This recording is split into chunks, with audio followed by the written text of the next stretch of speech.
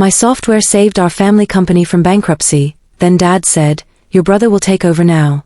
The fluorescent lights buzzed softly overhead as I sat in my childhood bedroom, staring at the laptop screen that had become my lifeline over the past year. The numbers on the screen danced before my eyes, profit margins rising, operational costs plummeting, and customer satisfaction scores soaring to unprecedented heights. My fingers hovered above the keyboard, trembling slightly as I processed what had just happened downstairs. I could still hear my father's voice echoing through the house, his words cutting deeper than any blade ever could. "Your brother will take over now," he'd said, his tone final, dismissive. After everything I'd done, after pouring my heart and soul into saving our family business from certain ruin, it was as if none of it mattered. As if I were invisible again, just like when I was a child watching board meetings from the sidelines while my older brother, Ethan, basked in the spotlight. It all started 18 months ago, during one of those family dinners where the air felt heavier than usual. Mom had cooked her famous lasagna, but no one touched their plates. Dad sat at the head of the table, his face pale and drawn, his hands clutching a stack of financial reports like they might slip away if he let go. His voice cracked when he finally spoke. "We're losing ground faster than we can keep up. If something doesn't change soon." He didn't need to finish the sentence. We all knew what bankruptcy meant for us, for generations of hard work, for employees who depended on this company, for our family name. That night, I couldn't sleep. I lay awake thinking about how much this company meant to everyone, not just my parents, not just Ethan, but me too. Growing up, I'd spent countless weekends here, tucked away in corners of the factory floor or office spaces, watching people build things with their hands and minds. This wasn't just some corporation, it was home.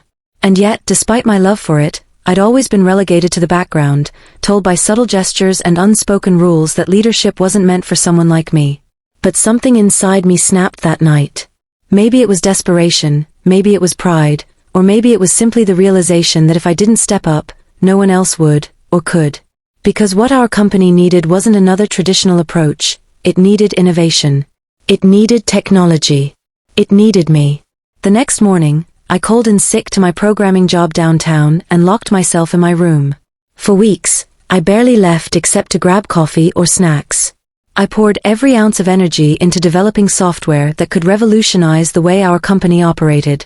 Using machine learning algorithms, I created a system that analyzed production data in real time, identifying inefficiencies and suggesting solutions before problems even arose. I integrated predictive analytics to forecast market trends and optimize inventory management. Every line of code was fueled by late-night caffeine runs and memories of walking these halls as a kid, dreaming of making a difference someday. When I finally presented the prototype to Dad, he looked skeptical. "This is interesting," he said, flipping through the demo slides I'd prepared. "But do you really think this will work? We've tried consultants, new strategies, nothing has stuck." His doubt stung, but I refused to back down. "Give me 3 months," I pleaded. "Let me prove it." Reluctantly, he agreed. Those 3 months turned into 6, then 9, then a full year. Slowly but surely, the results began to speak for themselves. Production bottlenecks disappeared. Waste decreased dramatically. Orders came in faster than we could fulfill them. Employees who once feared layoffs now walked around with renewed confidence. Even customers noticed the improvements, praising our turnaround times and personalized service. And yet, throughout it all, there was an undercurrent of tension I couldn't ignore. Whenever I walked into a meeting, I felt eyes following me, not with admiration, but with suspicion. Some of the older executives muttered about kids playing with toys, or questioned whether a 20-something woman belonged in such high-stakes decision-making roles. Ethan, meanwhile, remained conspicuously absent from most discussions. He'd taken a back seat during the crisis, claiming he needed time to focus on strategy, though I suspected he was waiting for things to stabilize before stepping back in. Still, I pressed on. I reminded myself daily why I was doing this, not for recognition, not for power, but because failure wasn't an option. Not for this company. Not for my family. So when the quarterly earnings report showed profits higher than they'd been in decades, I allowed myself a moment of quiet triumph. I'd done it. Against all odds, I'd saved us. Or so I thought. The board meeting today should have been celebratory. Instead, it felt like a funeral procession. As I stood at the front of the conference room, presenting the latest figures and outlining plans for future growth. I noticed the shift immediately. Dad's expression was unreadable, his usual warmth replaced by something colder, more calculating. When I finished speaking, there was polite applause, but it lacked enthusiasm. No one met my gaze directly. Then Dad cleared his throat, and the room fell silent. "Thank you, Sarah," he began, his voice measured. "Your contributions have been invaluable. Truly remarkable." My chest tightened. Something about the way he said it made my skin crawl. "However," he continued, "as we move forward, it's important to ensure stability and continuity. That's why I've decided Ethan will assume leadership of the company moving forward." The words hit me like a freight train. I opened my mouth to respond, but nothing came out. Around the table, heads nodded approvingly, as if this were the most natural conclusion imaginable. Ethan himself offered a sheepish smile, as though he hadn't spent the last year avoiding responsibility, while I carried the weight of the world on my shoulders. Later, alone in my room, I replayed the scene over and over in my mind. How could he do this? How could anyone? Didn't they see what I'd sacrificed? What I'd achieved? Or was I destined to remain forever in the shadows, my accomplishments dismissed because of gender, age, or some other arbitrary factor? A knock at the door startled me. It was Mom, holding a tray with tea and cookies. She set it down gently on my desk and pulled up a chair beside me. For a long moment, she said nothing, just watched me with those piercing eyes that seemed to see straight through to my soul. "You know," she began softly, "your father loves you. He's proud of you. But sometimes pride isn't enough to overcome fear." "Fear?" I echoed, my voice hoarse. "What does he have to be afraid of?" She sighed, running a hand through her graying hair. "Change. Loss of control. The idea that maybe the old ways aren't the best ways anymore. You've shown him that, Sarah. You've proven that the future belongs to innovators, to thinkers, to people like you. But accepting that means letting go of the past, and that's harder than you might realize." Her words lingered in the air, heavy with meaning. I wanted to believe her, to understand where Dad was coming from, but the hurt was too fresh, too raw. All I could think about was the injustice of it all, the years of being overlooked, the sacrifices I'd made, the dreams I'd dared to dream.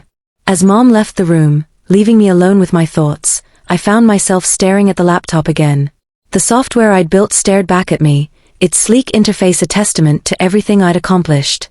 But beyond the numbers and graphs lay something deeper, a reminder of who I was and what I was capable of. If they wouldn't give me a seat at the table, maybe it was time to build my own. The idea took root in my mind like a stubborn weed, refusing to be uprooted no matter how much I tried to ignore it.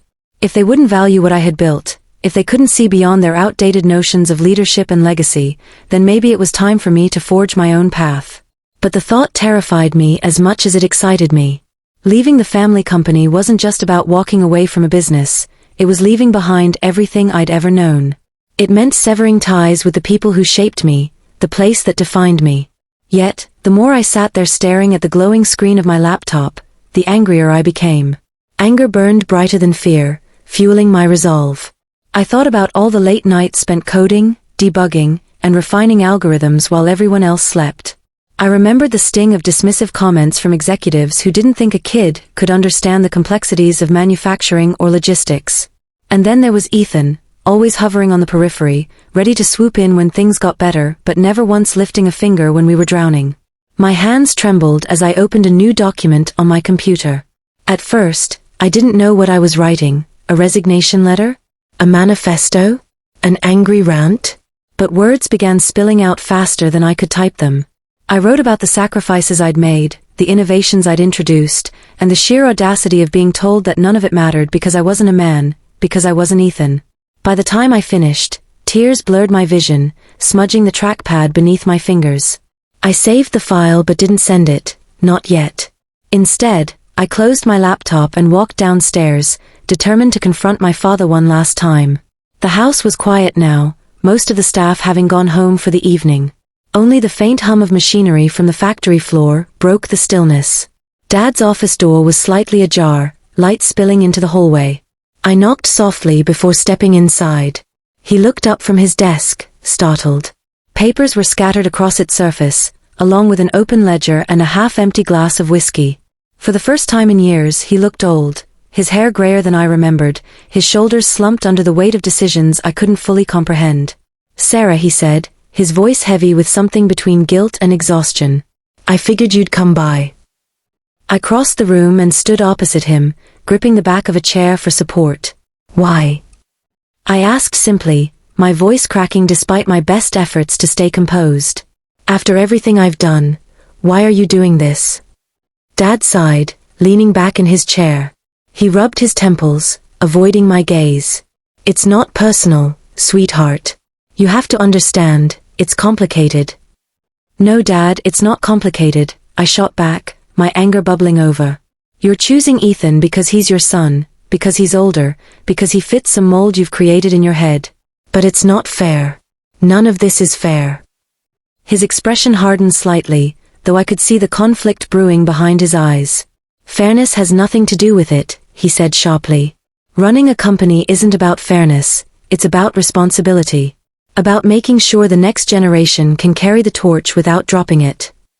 "And you don't think I can do that?" I demanded, my voice rising. "You don't think I've already proven myself? Or does it not count unless it comes from someone with a Y chromosome?" "That's not what this is about," he snapped, slamming his palm against the desk. The sound echoed through the room, startling both of us into silence. For a moment, neither of us spoke. Then softer he added, "This isn't easy for me either, Sarah. I'm proud of what you've done, I truly am. But pride doesn't change the fact that Ethan is the heir apparent. That's how these things work." "How these things work?" I repeated, incredulous. "What century are you living in? This isn't some feudal dynasty where titles get passed down based on birth order. We're talking about a business, a modern, evolving entity that needs fresh ideas and bold leadership. Not someone who sits on the sidelines waiting for the hard work to be done so they can take credit for it." Dad flinched at my words, but I pressed on, unwilling to let him retreat behind his defenses. "You say it's about responsibility, but what about mine?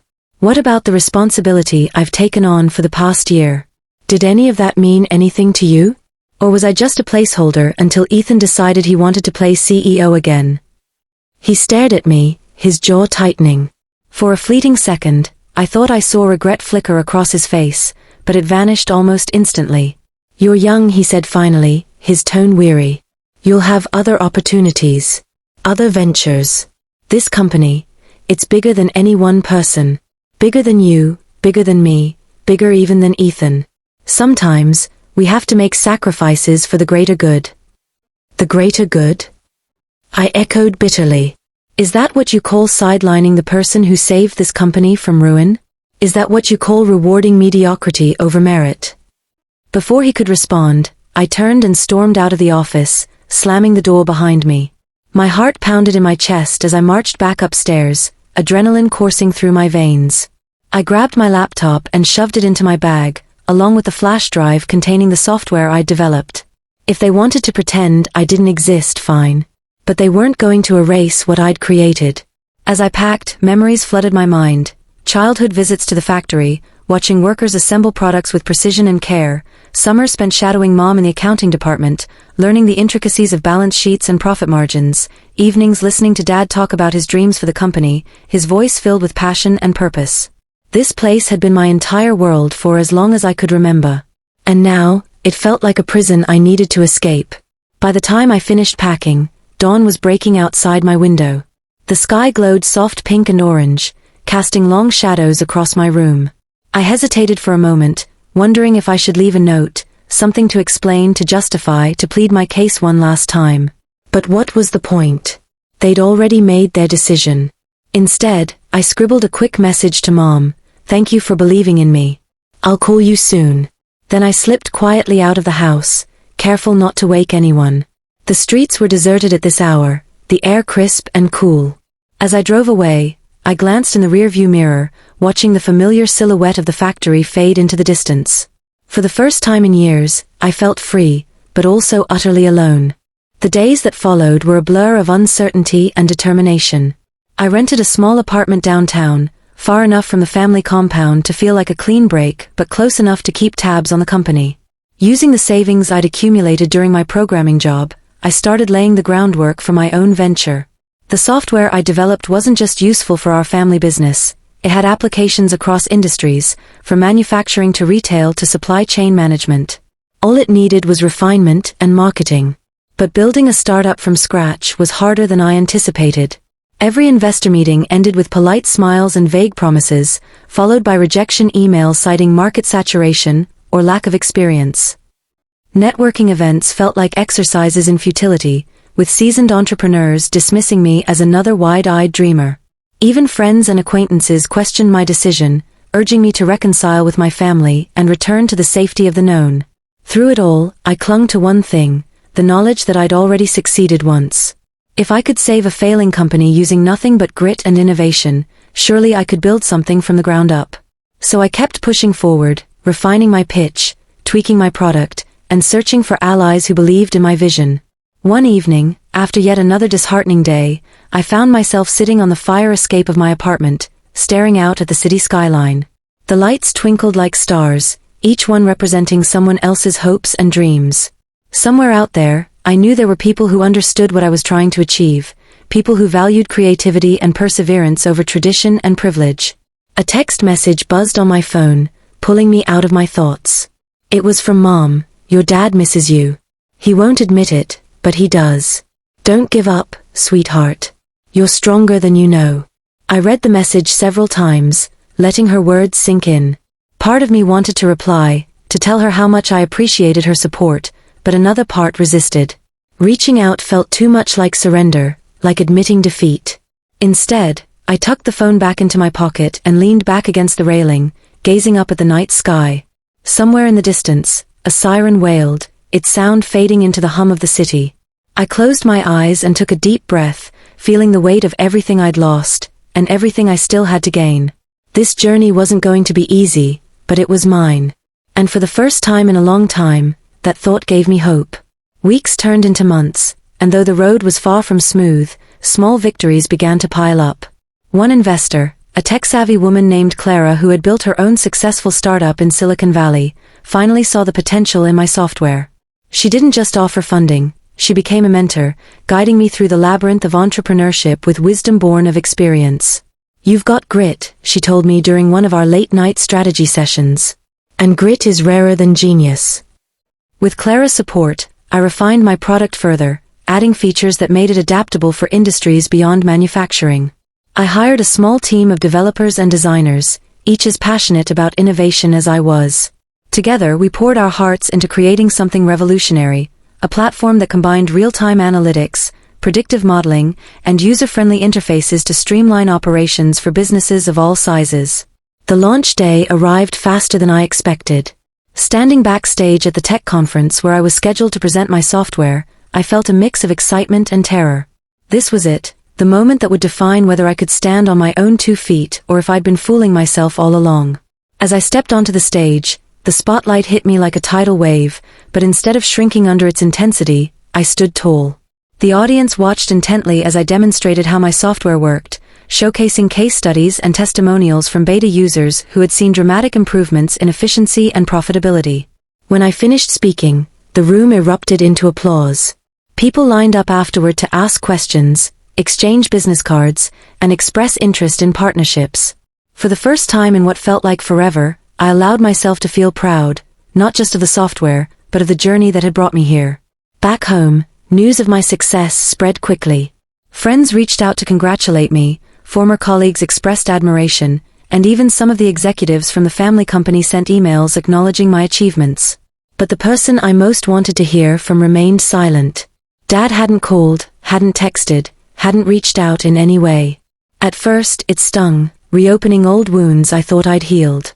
But then I reminded myself why I'd left in the first place, not for validation, but for freedom. One evening, as I sat in my now busy office reviewing contracts and partnership proposals, there was a knock at the door. I glanced up, surprised to see Mom standing there, holding a bouquet of flowers. Her eyes sparkled with pride as she handed them to me. "These are from your dad," she said softly. "He couldn't bring himself to come, but he wanted you to know he's proud of you." I stared at the flowers, a lump forming in my throat. Does he understand why I left? I asked hesitantly. Mom nodded. It took him a while, but yes. He sees now what you were trying to tell him, that leadership isn't about titles or tradition. It's about vision and courage. And you've shown both in spades. Her words brought tears to my eyes, but they weren't tears of sadness this time, they were tears of relief. All those years of feeling invisible, of doubting my worth, melted away in that moment. My father might never fully grasp the depth of my pain, but his gesture meant more than I could put into words. Months later, I received an invitation to speak at a gala hosted by the family company. Initially, I hesitated. Returning to the place where so much of my heartache had unfolded felt daunting. But curiosity, and perhaps a desire for closure, won out. When I walked into the grand ballroom that night, I was greeted by applause. Employees I hadn't seen in ages approached me to thank me for paving the way for change within the organization. Even Ethan shook my hand, admitting quietly, "You did what I couldn't. I'm sorry I wasn't there for you when you needed me." The highlight of the evening came when Dad took the stage to introduce me as the keynote speaker. His voice trembled slightly as he spoke, but his words were clear and heartfelt. "Tonight, we celebrate not just innovation, but resilience," he said, looking directly at me. "My daughter taught me that true leadership comes from those willing to challenge the status quo, to take risks, and to fight for what they believe in, even when the odds are stacked against them. Sarah, you've inspired us all." As I stepped up to the podium, I locked eyes with him, seeing not the man who had dismissed me, but the father who had always loved me in his own flawed way. I smiled, letting go of the last remnants of bitterness. "Thank you," I began, addressing the crowd. "But tonight isn't just about me, it's about all of us. About breaking barriers, embracing change, and building a future where everyone has the opportunity to shine." The applause that followed was thunderous, echoing off the walls of the ballroom. In that moment, I realized I wasn't just celebrating my success, I was celebrating the power of perseverance, the importance of staying true to oneself, and the beauty of reconciliation. In the months that followed, my company continued to grow, securing major clients and earning recognition as a leader in technological innovation. Meanwhile, the family business thrived under new management. Ethan, surprisingly, had taken many of my ideas to heart, implementing changes that modernized operations and improved employee morale. Though our paths had diverged, we found ways to collaborate, blending tradition with progress. And as for Dad? He became one of my biggest supporters, attending every milestone event and cheering me on from the sidelines. Our relationship wasn't perfect, we still disagreed on plenty, but it was stronger than ever, built on mutual respect and understanding. Looking back, I realized that leaving hadn't been an act of rebellion, it had been an act of love, for myself, for my dreams, and ultimately for my family. Sometimes, saving something means letting it go. And sometimes, finding happiness means forging your own path, no matter how uncertain it may seem at first. As I stood on the balcony of my office one evening, watching the city lights twinkle below, I felt a profound sense of peace. I had fought for my place in the world, and in doing so, I had created a life richer and fuller than I'd ever imagined. The journey hadn't been easy, but it had been worth it. Every step of the way.